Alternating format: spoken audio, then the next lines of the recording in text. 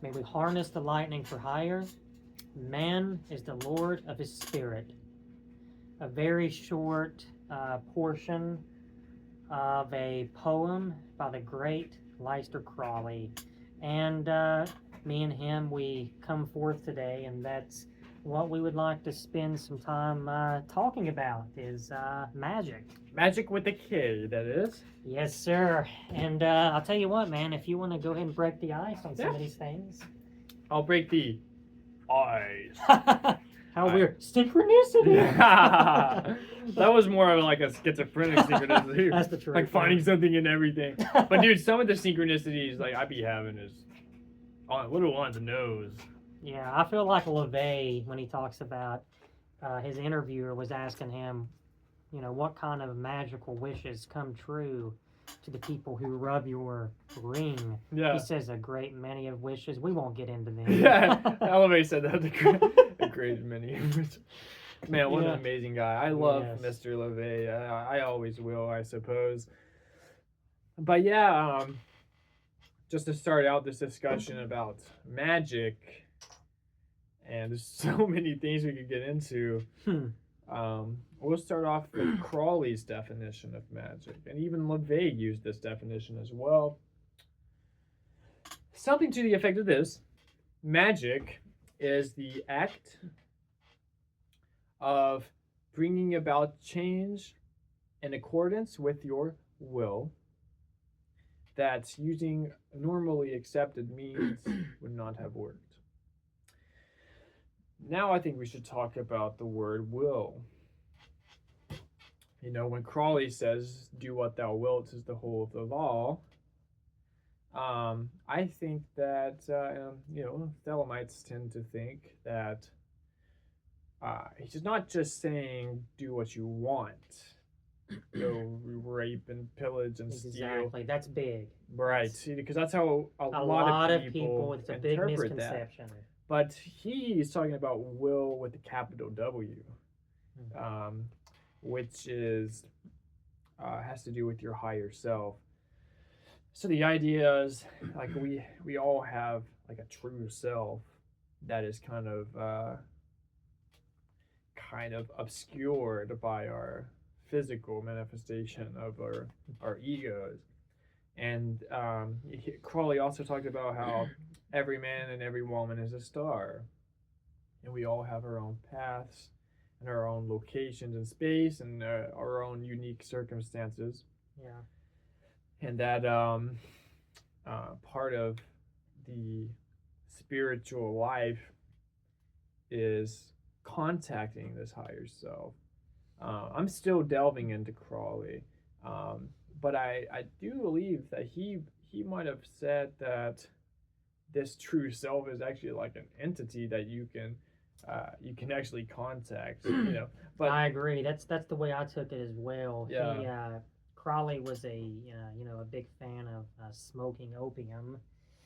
He would Who isn't? He would get very high on opium, and he would have a certain part of the day to where he would venture off into the woods and leave his disciples and conduct this opium ceremony to where he worked continuously, getting close to this true self. I would like to add real quick to something he said. First of all, when we look at magic, obviously there's so many different ways you can look at it, anything from chance to actually ceremonial magic. Now, I've noticed, I want to point this out, I really like to look at magic as a combination, as a alchemy of a great many of things. I love saying that. It truly is. I look at magic, at least day-to-day magic. Let's just take an example of being on Kratom and Kava, reading some poetry, mystical scriptures, listening to maybe some Terence McKenna. Yeah. It's about creating these explosions of inspiration. And one thing that we talk about it a lot, LaVey talked about it when he would hold his gatherings, if you will. A lot of people, you know, they would wear a mask, uh, perhaps to not be embarrassed by some of the inspirations that they And would the have. masturbatory stuff. Now, this is actually kind of hard to explain, Yeah. but I'd like to point out some things that really just random sayings that really inspire me. Well, one is the part of that poem that I just said, harnessing the lightning for hire, man is the lord of his spirit. That's one thing that I'll say when on one of these ceremonies, and it just lifts the overall mood and the intensity of the euphoria. Yeah. It's a very magical thing to do. Another one would be, I'm trying to think exactly how it is. Oh, the disappearance of the alchemist, which is something, it's a quote, it's a saying on a particular 1959 Twilight Zone episode. Now, why this inspires me would be the alchemist, which could be also referred to as the magician. The alchemist is a kind of magician, I look at this, that inspired me because he has done something to exit this game. He has disappeared from this culture, capitalistic, just strange place we're forced into. That it's inspiring me now. I'm getting so psyched up by this. A lot of really magical lyrics of a band called Electric Wizard.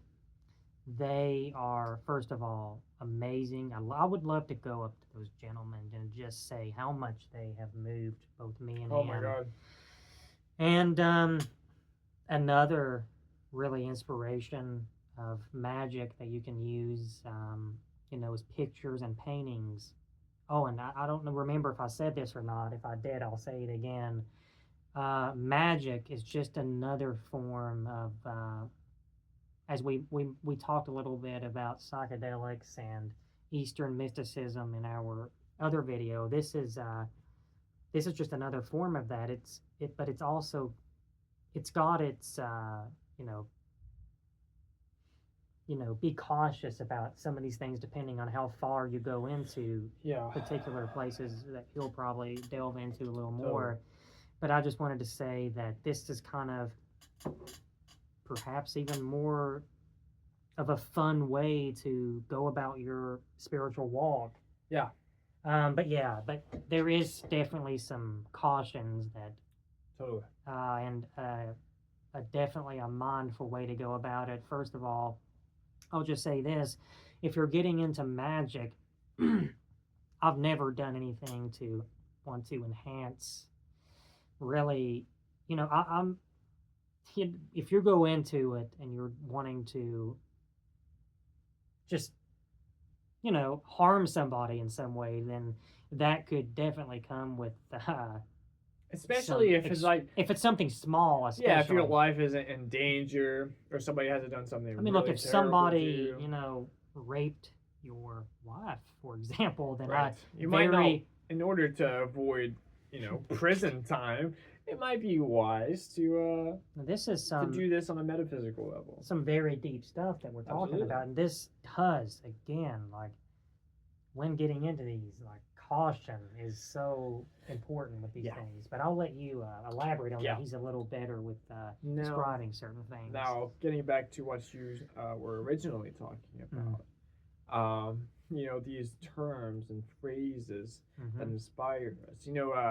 Anton LaVey talked about, any magician worth his salt doesn't need the blood of an infant or the screaming of an animal to harness this energy, but the magician harnesses it from his own emotion. So every day we practice magic, every day, and magic is basically like emotionally charged energy that is that can be utilized. So, for example, if you're wanting to, it's like, this is the idea. We're using magic all the time. People that are negative people, You know, it does seem that those people tend to manifest negativity all the time. And we know people, a lot of people. Look at it the other way. People that are really positive people, they tend to be happier. I know some very, I hate to say it like this, but despicable positive people. That's just like, I'm like, fake positive. Yeah. And like in the scientific in scientific language, you know, the placebo effect. You know, you can give a kid a sugar pill, and he gets better because he believes it's going to help him.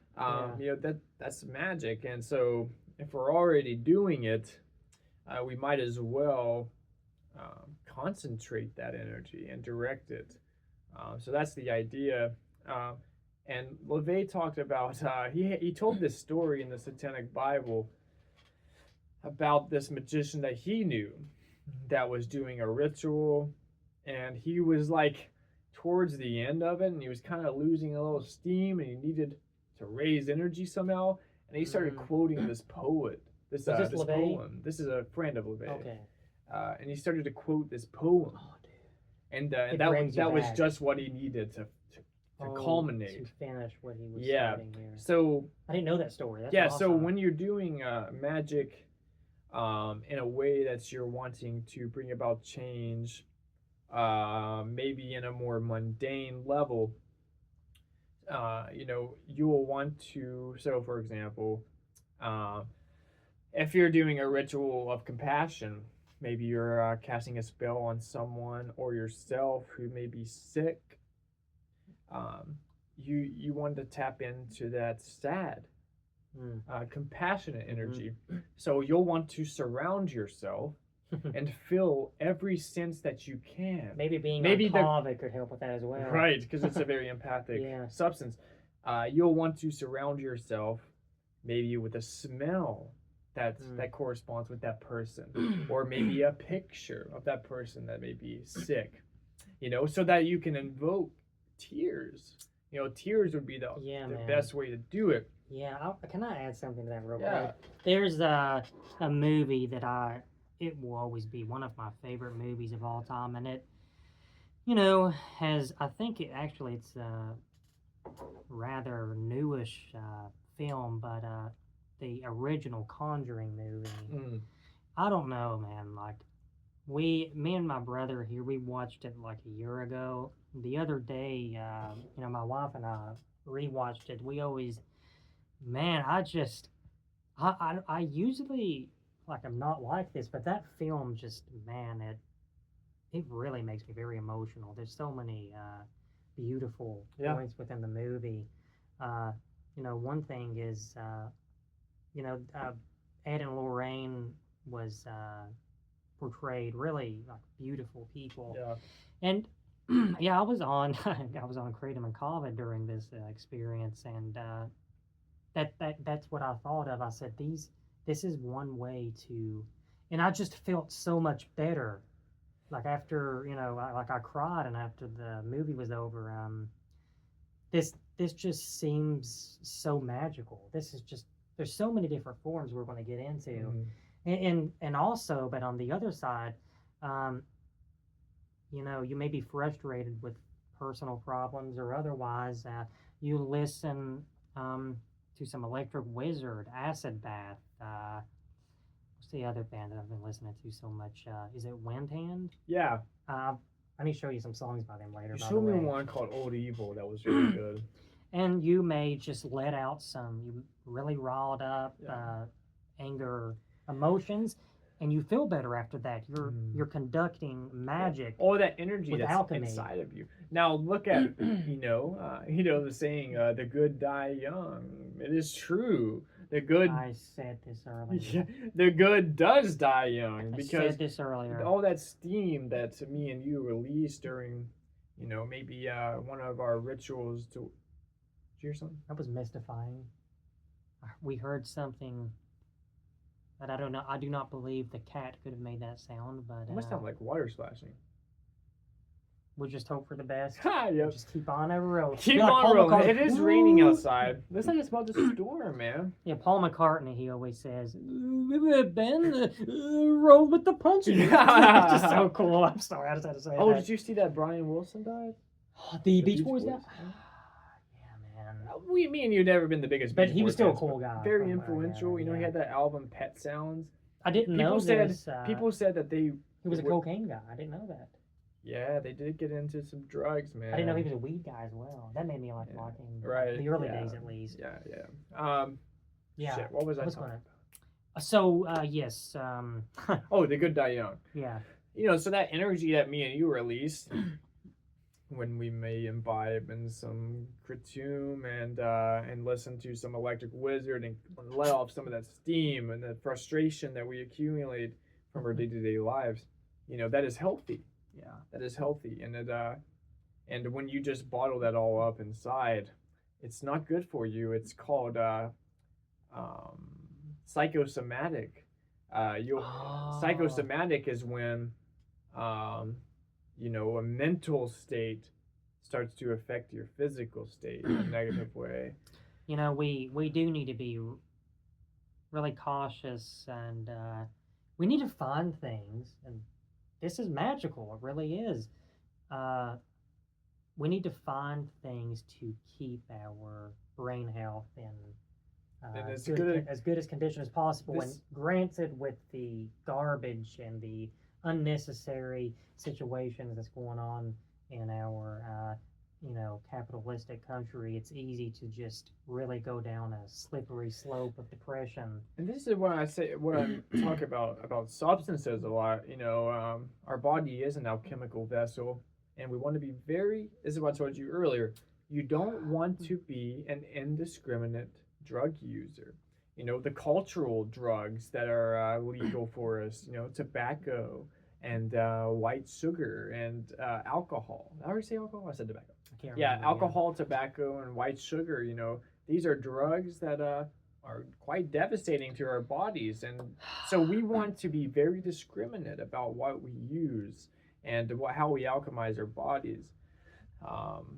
So look, we're covering the topic of magic today, but we're most likely going to go bounce around to a lot of different things that actually I'll point get back into to this. how to actually conduct these things. This is something and there's a couple different aspects to this too. Yeah, he's talked to me. I have personally practiced. He has actually practiced ritualistic magic. You know, now I have not in this kind of way, obviously in other ways. But I wanted to say this again because it just can't be said enough. It's such a huge misconception, you know, people interested into the occult, people, you know, look, the way that Hollywood or, you know, ancient writings that's been passed down from the Catholic Church or, you know, Christianity. The lies. I want to point this out, first of all. You know,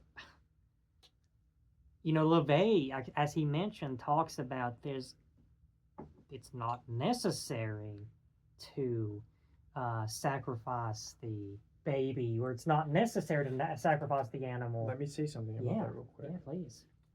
So, if we're going to be free people, and we want to be free people, it would be LaVey talked about this, we want everyone to exercise their will. And if that's the case, then if we just take a fucking animal and slaughter it and torture it, or a baby or whatever, you're encroaching that being's will. So that's a bit hypocritical. And us Satanists and witches see hypocrisy as one of the lowest attitudes you can have. You know, I also want to say this as well. I don't think we should, you know, be concerned with something to call yourself or call ourselves. Right. You know, that either. That's yeah, exactly. We talk about this a lot, and we feel this is just possibly another hang up in a lot of ways. Yeah, man. Because if you label yourself a specific something, It's going to preclude anything else from. I feel that the best way to go about that chaos magic, chaos, just simply a mystic. Yeah. I agree with that. And just taking a bunch of things. Now, the way Christianity, for example, is practiced, is very wrong the way it's practiced. People that we know. Look, it's supposed to be a religion of love, unconditional love toward one another. Look, I talked about this a little bit the last video, but I didn't get into it because we planned on actually just doing an all-out Magick video after that. But what I was wanting to say, and I wanted to say now, look, if you compare the different speeches, we've seen Anton LaVey's daughter. Her name was Zena. She was just everything that I've read about her, and she now has kind of branched off into Buddhism. I've read about this, brother. Her and her husband was both running the church that LaVey has set up. They kind of branched off their own way, but everything I've read about them, they're controlled, really soft-spoken, composed. And what's funny, there's a guy who was the guy interviewing them. A dick. The biggest dick. He was a Christian. He was downing them. One attack after another. Yeah, with no basis. And this is the point. Look, this is the truth, whether you like what I'm going to say or not. But the modern day Christian, I guess I should... I'm sorry, let me rephrase this. The Christian has always been the most dangerous person of them all. Hey, show the audience your shirt today, sir. Not today, Jesus. And let's get into this for a minute. I just delved into some research, some very old, and he's going to explain the pentagram. I'll get into that too. Why is the Christians... Okay, let me just tell this quick little story, brother. Go right ahead, brother. There was a group of gentlemen living in poverty who was seeking the great work back in the 1300s. They called themselves the Knight Templars. The image of the Baphomet. Not the image, I don't think, but the concept of the Baphomet came from them. Now, these was a group of gentlemen that me and him could 100% relate to. What was their purpose? They was simply trying to better themselves physically, spiritually, and trying to find the truth, trying to free themselves from a very weird situation that we all find ourselves in. They, as I mentioned, started off in poverty, relying only on donations, charity, and they built themselves into an organization that was ultimately going to hurt the Christians. The Christians saw more people leaving their religion, joining the Knights Templar, so they had them all executed over a course of a few years. Yeah. They finally got to the main, and keep in mind, it was the Christians doing these horrific stoning to death, hangings, what do you call that, guillotine? Just I mean, look at the Bible. I mean, there's all kinds of crazy stuff about people being stoned for adultery and whatever. And this is what's interesting. They got like the guy who was just behind, who really started the organization of this. Yeah. Oh, and let's talk about some of the great things that they delved into. First of all, the thing that I respect most about them is that they relied on nature. They was trying to connect with that forest divine, which is what the plants, they was into plants, medicine, similar to the forest druids who came before them. Yeah, it was deriving a lot of inspiration from them. And that's what druid means, is a group of men in nature, with oak trees, actually, I think is what it is. Yeah.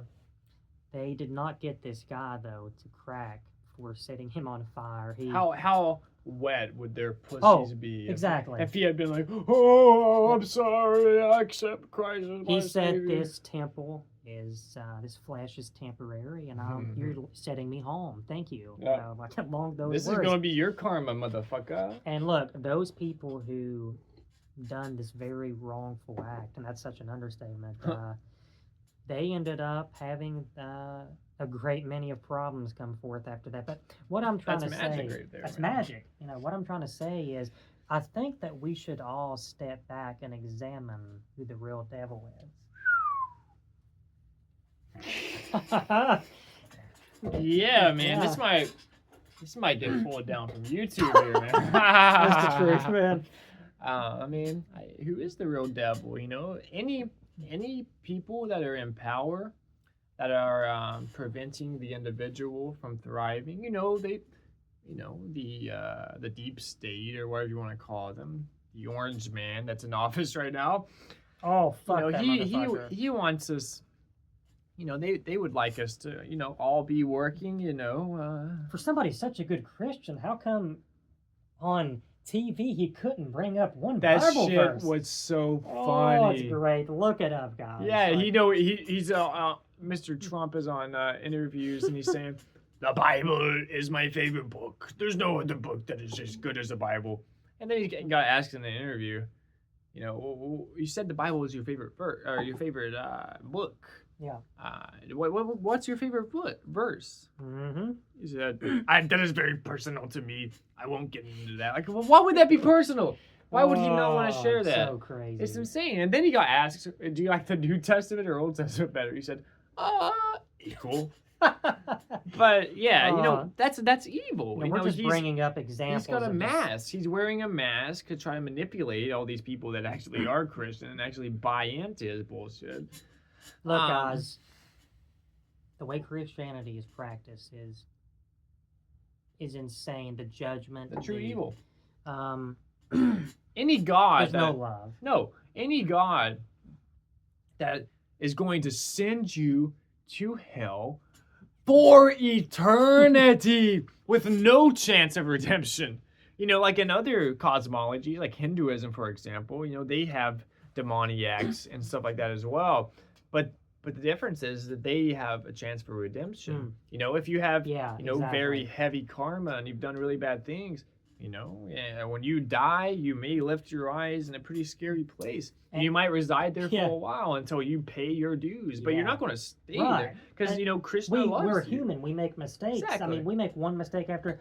They talk about living in sin. Only certain people do that. You need to examine yourself, but we all live in sin. Exactly. If you want to call it. That makes no sense. Yeah, we all have biological, impulses and desires. I do know I've interrupted you a lot, brother. Good, brother. I just want to say one more thing because he's got some really important things he needs to explain. But I want to steal a quote from the original Children of the Corn movie. I just thought it was such a cool quote, but it's true. It really is.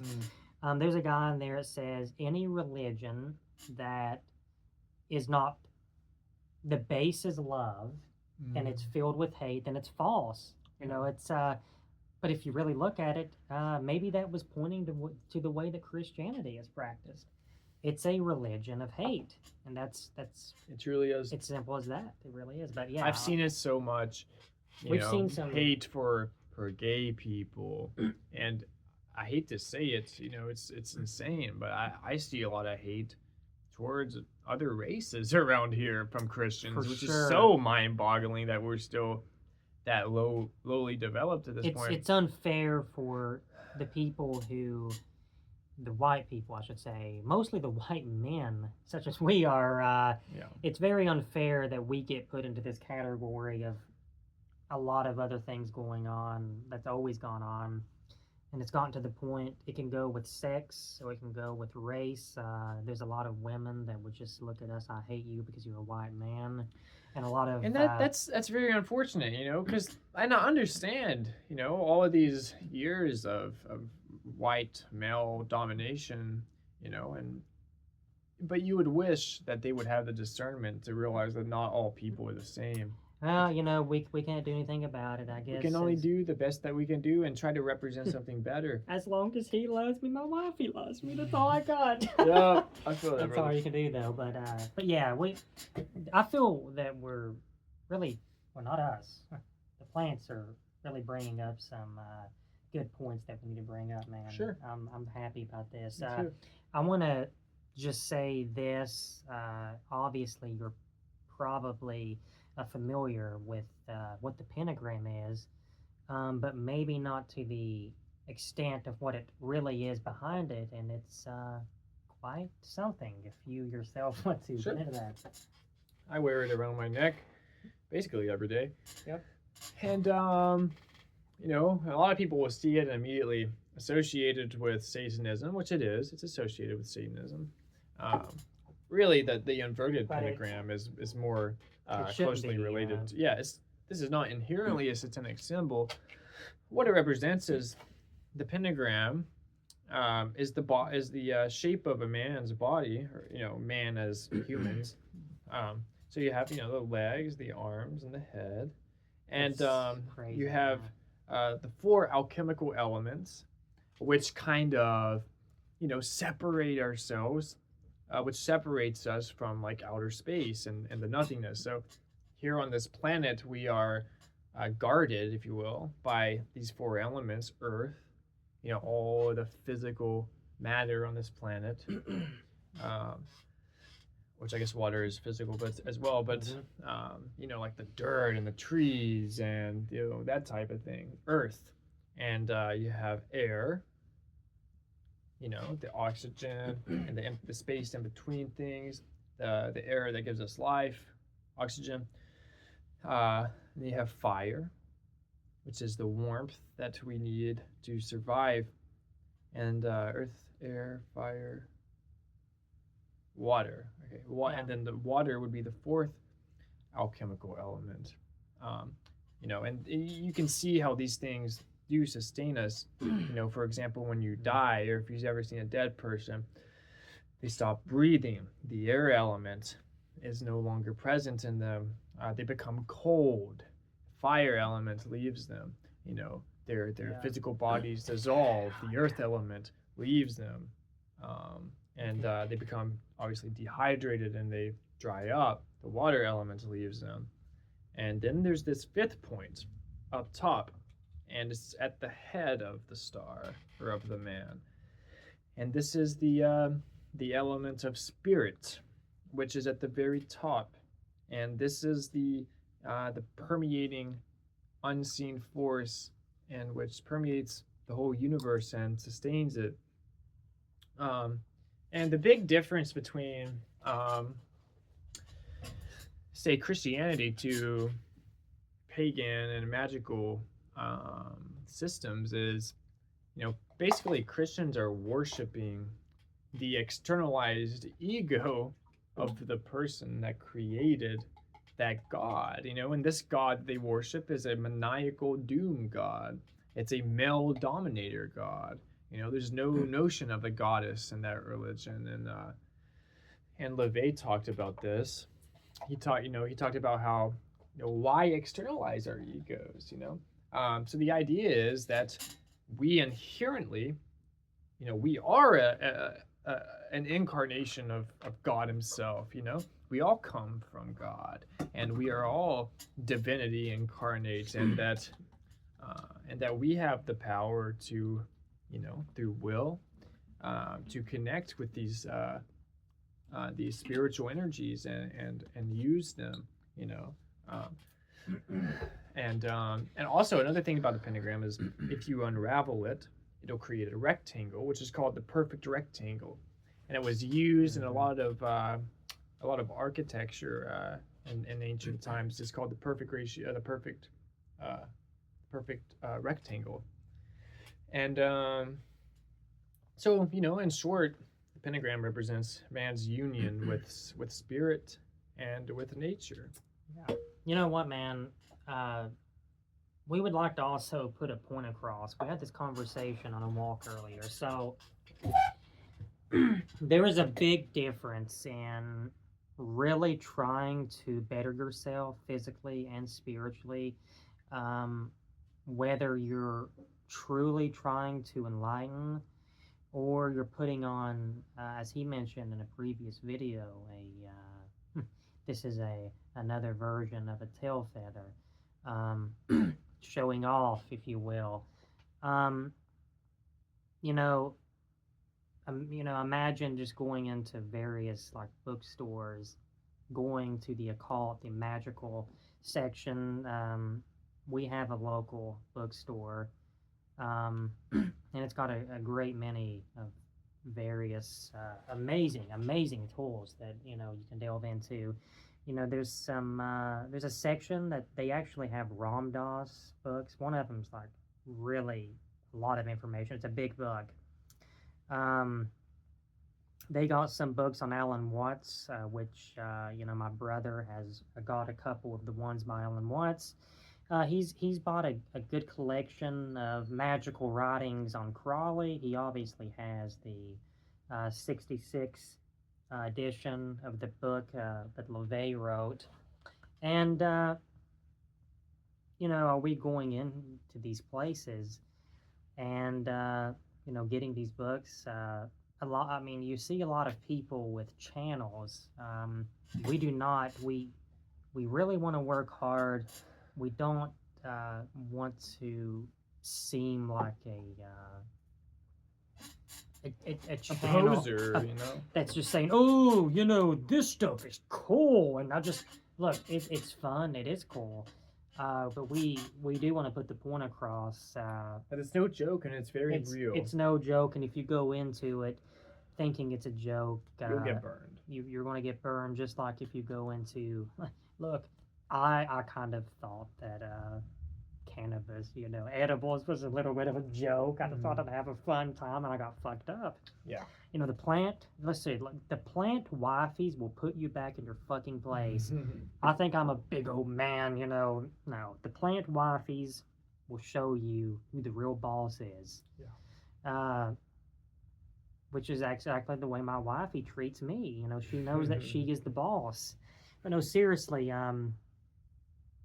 you know, this can be a lot of different ways. A lot of this could, you know, be sliced down. You can go down many roads, but if you know, if somebody's going into this phase of, there's a difference. You know, we've talked about this before. This walk that we are on, we know it's not a phase. Well, for one thing, it's a way of living. You know, it's a way of. Guys, I'm telling you, anybody who watches this, oh God, I mean this. It's so big.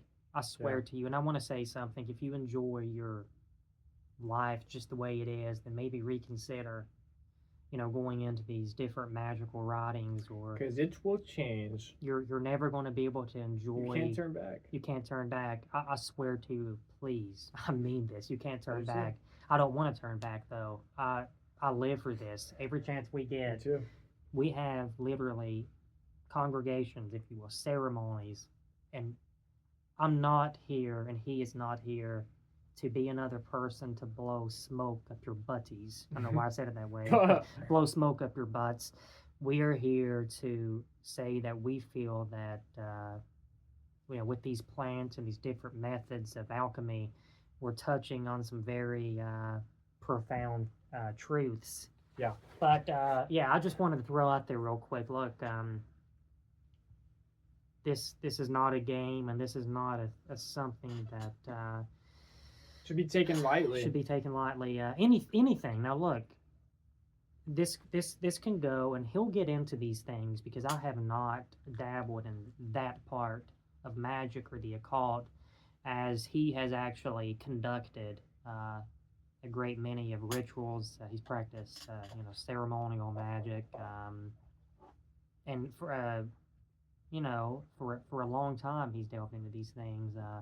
I've learned many things from the experiences that he has had.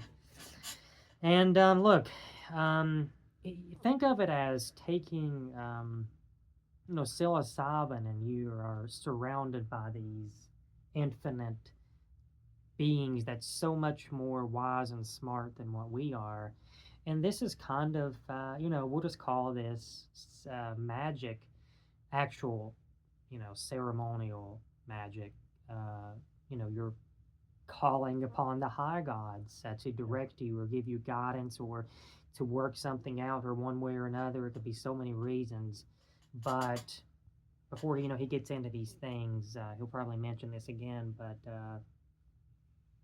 you know, I've never found the reason, at least at this point in my life, to where I would need to just say conjure up a ghost of some sort to, you know, want to communicate with the dead.